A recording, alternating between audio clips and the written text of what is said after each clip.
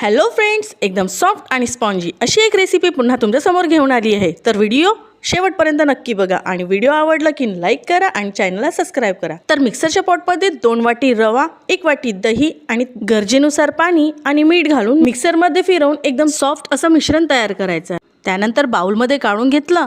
तोपर्यंत रवा छान दह्यामध्ये फुलून जाते.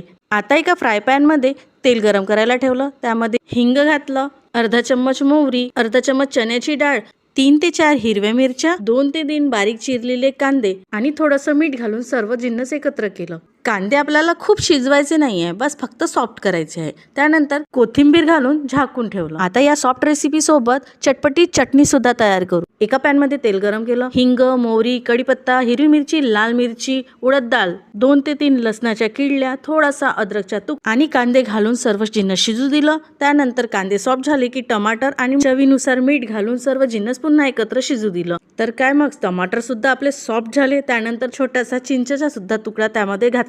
त्यानंतर लाल तिखट घेतला, तो सुद्धा मिक्स केला. बरं का मंडळी, शेंगदाणा आणि खोबरा किसची चटणी तर भरपूर बनवली असेल. एकदा ही चटणी नक्की बनवून बघा. हा मिश्रण थंड झालं की पाणी न घालता मिक्सरमध्ये सॉफ्ट होईपर्यंत फिरवून घेतलं. आणि बरं का मंडळी, या चटणीला स्पेशल तडका मारण्याची काही गरज नाही. तर आता आपली चटणी सुद्धा रेडी आहे. तर चला, मी आता तडका पॅन घेतला. त्यामध्ये थोडंसं तेल घातलं आणि रव्याचा बॅटर त्यामध्ये घातलं.